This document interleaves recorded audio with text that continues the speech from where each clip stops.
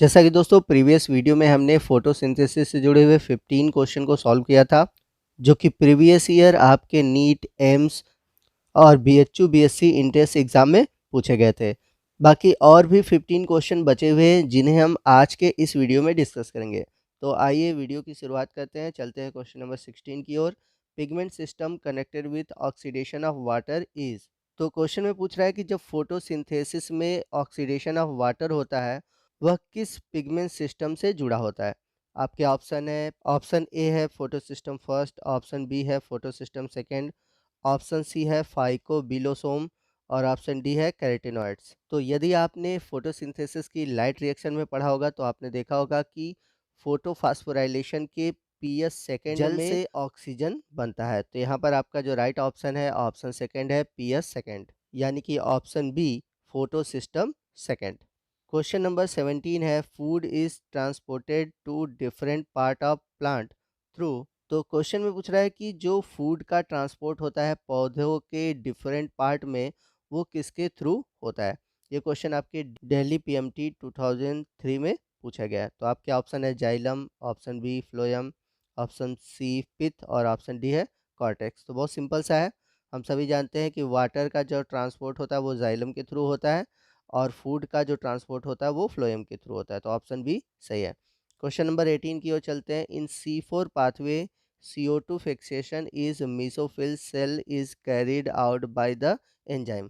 तो क्वेश्चन पूछ रहा है कि जो C4 पाथवे है उसमें CO2 का फिक्सेशन जब मेसोफिल सेल में होता है तो उस समय कौन सा एंजाइम भाग लेता है। ऑप्शन ए है पीईपी कार्बोक्सिलेज, ऑप्शन बी है पायरुवेट डिहाइड्रोजिनेज, ऑप्शन जी है रूबिस्को और ऑप्शन डी है पायरुवेट डी कार्बोक्सिलेज। तो आपका राइट ऑप्शन है ऑप्शन ए पीईपी कार्बोक्सिलेज।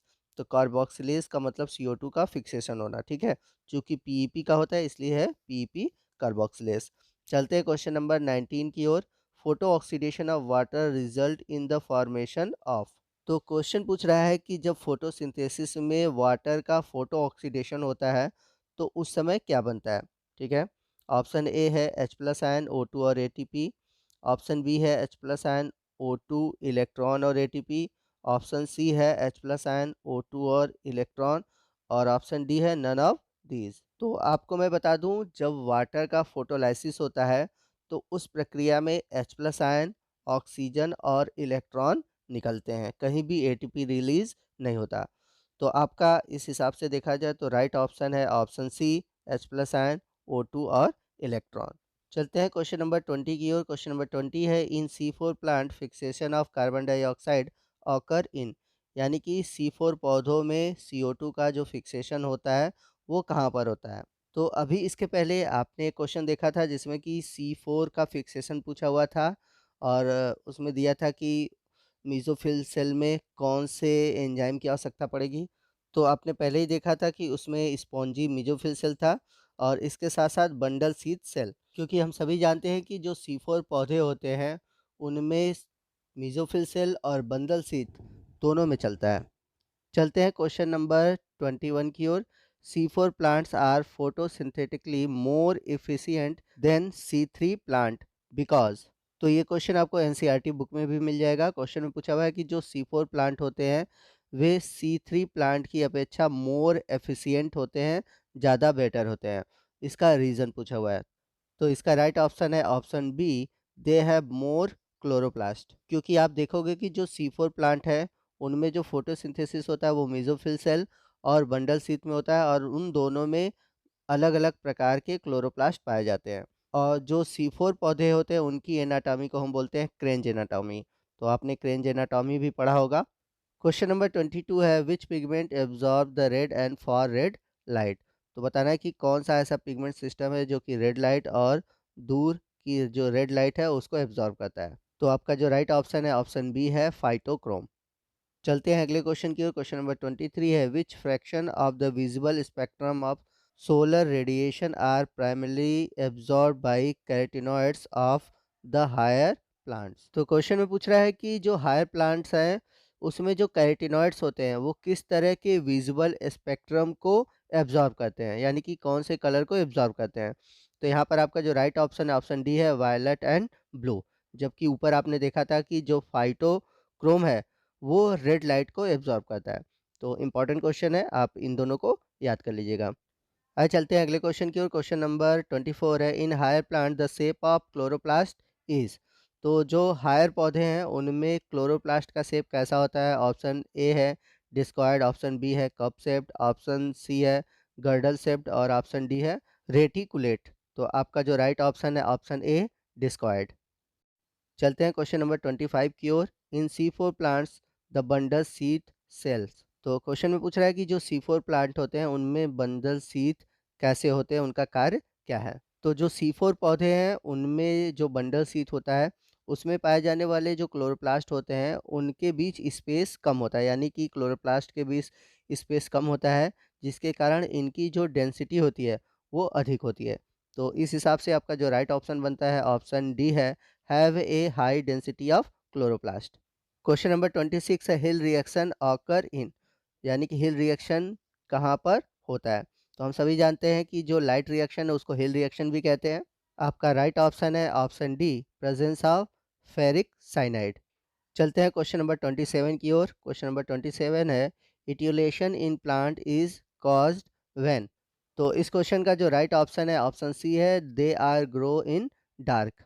चलते हैं क्वेश्चन नंबर 28 की ओर। During photo respiration the conversion of phosphoglycolate to glycolate take place in the cell organelles. तो क्वेश्चन में पूछा हुआ है कि जब फोटो रिस्पायरेशन होता है तो उस दौरान फास्फोग्लाइकोलेट ग्लाइकोलेट में बदलता है, तो वह किस सेल ऑर्गेनेल्स में होता है?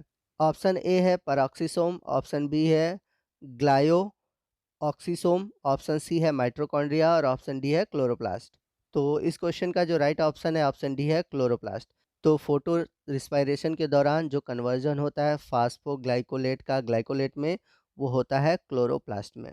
चलते हैं अगले क्वेश्चन की ओर। अगला क्वेश्चन मोस्ट इंपॉर्टेंट है, आप इसको नोट कर लीजिएगा। क्वेश्चन है, chloroplast dimorphism is a characteristic feature of, यानी कि हरितलौक में दो प्रकार की संरचना या फिर हम कह सकते हैं दोहरा रूप देखने को मिलता है।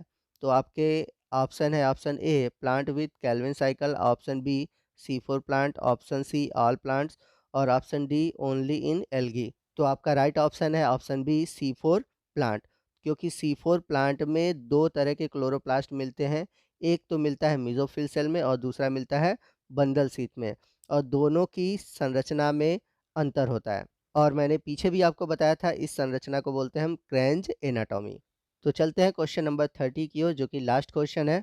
Match the following two list, select the most accurate option. तो यहाँ पर मैच कराने के लिए दिया हुआ है और दो लिस्ट है, आपको मोस्ट एक्यूरेट ऑप्शन बताना है। तो मैं आगे आपको ऑप्शन बताऊंगा, पहले हम लिस्ट देख लेते हैं कि किसका कौन सा मैच करेगा। तो लिस्ट 1 में है oxygen evolving complex ferric oxalate, ये होता है फोटोलाइसिस ऑफ वाटर में। लिस्ट बी है प्रोटॉन ग्रेडियंट कंसंट्रेशन, इसका थर्ड के साथ होगा एटीपी सिंथेसिस के साथ। उसके बाद चलते हैं आपके लिस्ट 1 में सी हिल रिएक्शन, इसका होगा पोटेशियम के साथ, सी का फर्स्ट के साथ, ठीक है। और बचा हुआ जो डी है फोटो रिस्पायरेशन, वो होगा हाई ऑक्सीजन, यानी कि फोटो रिस्पायरेशन के दौरान हायर ऑक्सीजन की आवश्यकता पड़ती है। तो इस हिसाब से देखें हमारा जो राइट ऑप्शन होगा, ऑप्शन में अगर देखें तो ऑप्शन ए हमारा राइट ऑप्शन है। तो दोस्तों आज की वीडियो में बस इतना ही। आपको आज का वीडियो कैसा लगा आप कमेंट करके ज़रूर बताइएगा। यदि वीडियो अच्छा लगा हो तो वीडियो को लाइक करिएगा और अपने दोस्तों में इसे शेयर करना मत भूलिएगा। और यदि आप हमारे चैनल पर नए हैं और अभी तक आपने हमारे चैनल को सब्सक्राइब नहीं किया है तो प्लीज़ हमारे चैनल को सब्सक्राइब कर लीजिए और बगल में जो बेल आइकन है उसे प्रेस करिएगा और ऊपर की ओर जो ऑल का ऑप्शन है उसे सेलेक्ट कीजिएगा, ताकि जब भी मैं इस तरह के वीडियो अपलोड करूँ उसका नोटिफिकेशन सबसे पहले आप पर पहुँचे। तो दोस्तों आज के वीडियो में बस इतना ही, मिलते हैं अगले वीडियो में अगले टॉपिक के साथ। तब तक के लिए जय हिंद, जय भारत।